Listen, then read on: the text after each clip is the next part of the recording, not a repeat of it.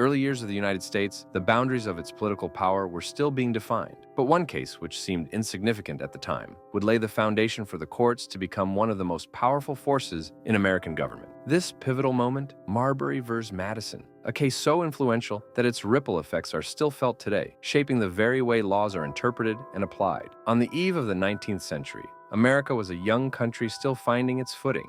The nation had fought for independence, crafted a constitution, and established a framework of government. But while many had worked to define the roles of the executive and legislative branches, the role of the judiciary was still unclear. That all changed with one landmark case. The year was 1801.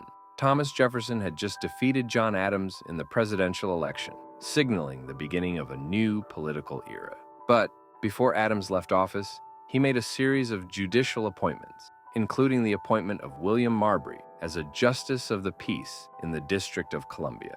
This was part of a larger effort to solidify Federalist influence in the judicial branch. However, when Jefferson took office in March of 1801, his Secretary of State, James Madison, refused to deliver the commissions to Marbury and other appointees, leaving them in limbo. This seemingly straightforward political maneuver soon evolved into a legal dispute that would transform the power of the judiciary. William Marbury, frustrated by the refusal of his commission, decided to take action. He filed a lawsuit against Madison, asking the Supreme Court to issue a writ of mandamus, an order compelling Madison to deliver the commission. Marbury believed he had a legal right to his appointment, and he turned to the highest court in the land for a remedy. But what was the Supreme Court to do? The case, Marbury versus Madison, presented more than just a simple matter of whether Marbury had been wrong. It raised the question of whether the judiciary had the power to enforce its own ruling, and whether the Supreme Court could review acts of Congress and even declare them unconstitutional. To understand the significance of this case, we need to step back in time. In the early years of the Republic, the judiciary was the weakest branch of government. The power of judicial review, the ability to declare laws unconstitutional, was not expressly stated in the Constitution. The idea had been floated during the Constitutional Convention, but it had not been fully addressed. The founders had given the courts the power to interpret the law, but had they given them the power to invalidate laws passed by Congress? Chief Justice John Marshall, the towering figure who presided over the case, was about to answer that question. Marshall, who had been appointed by President Adams, understood the fragile nature of the new American government. He recognized that in order for the judicial branch to remain an equal partner with the executive and legislative branches, it needed to assert its authority. But how could it do that without upsetting the delicate balance of power? In his ruling, Marshall did something remarkable. He agreed that Marbury had a right to his commission and that Madison's refusal to deliver it was illegal. However, the court faced a dilemma. The law that Marbury had used to request the writ of mandamus, the Judiciary Act of 1789, contained provisions that conflicted with the Constitution. The act had expanded the court's original jurisdiction, allowing the Supreme Court to hear cases like Marbury's directly, bypassing lower courts. Marshall reasoned that the Constitution did not grant the Supreme Court such expansive powers.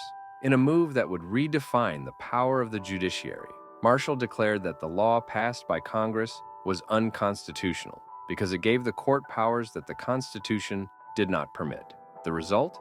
The court would not issue the writ of mandamus. But in making this decision, Marshall also established the principle of judicial review, affirming the Supreme Court's authority to strike down laws that violated the Constitution. Judicial review was now enshrined in American law. The court had claimed its role as the final arbiter of constitutional questions, with the power to review and invalidate laws passed by Congress. This would profoundly affect the relationship between the branches of government and would become a cornerstone of American jurisprudence. But what was the immediate reaction to this groundbreaking decision? While Marbury's commission was denied, the principle of judicial review was widely accepted by both political parties, despite the fact that Jefferson and his allies were wary of the growing power of the judiciary. Over time, the decision became an essential part of the legal landscape, even as political battles continued to rage over its implications. In the years following Marbury versus Madison, the Supreme Court would continue to assert its authority in cases that shaped the nation's laws and political landscape.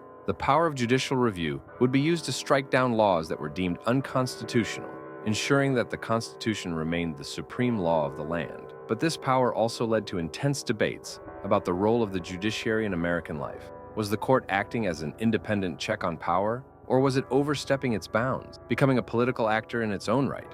Throughout the 19th and 20th centuries, the court's decisions on civil rights, federalism, and the separation of powers would test the limits of judicial authority. Some argued that the court had become too powerful, while others believed it was essential to uphold constitutional principles in the face of shifting political winds. One of the most significant moments in the court's history came in 1954 with Brown versus Board of Education, where the court used its power of judicial review to strike down racial segregation in public schools. This decision marked a turning point in American civil rights and showcased the power of the judiciary to advance justice, even in the face of deep societal divisions. But the principle of judicial review, first established in Marbury versus Madison, remains a subject of ongoing debate. Critics argue that it gives unelected judges too much power, while supporters assert that it is a necessary safeguard against unconstitutional laws. Regardless of where one stands on the issue, there is no denying that the decision in Marbury versus Madison fundamentally changed the nature of American democracy. Today, judicial review remains a cornerstone of the American legal system. It is the means by which the courts ensure that laws and government actions conform to the Constitution. The case of Marbury versus Madison, though seemingly simple in its origins, has had a lasting impact on how America's legal system operates, and it is a reminder of how a single legal dispute can shape the course of a nation. The case of Marbury versus Madison is a testament to the enduring power of the Constitution. What began as a political clash between two powerful men, Jefferson and Adams, became a defining moment in American history, establishing the judiciary as a co-equal branch of government, with the power to ensure that the laws of the land align with the Constitution's principles. Today, whenever the Supreme Court hears a case, it is a reminder of how far we've come since that momentous decision in 1803 and how the principles of judicial review continue to shape the nation's legal landscape. The history of Marbury versus Madison is not just a story of law, but a story of the balance of power in the United States, a balance that remains crucial to this very day. Thank you for joining us on this journey through the pivotal case of Marbury versus Madison. If you enjoyed this exploration of history's lasting impact, make sure to subscribe to Footprints of History for more captivating stories from the past. And remember, history is never just a lesson. It's the lens through which we understand our present and our future. See you next time.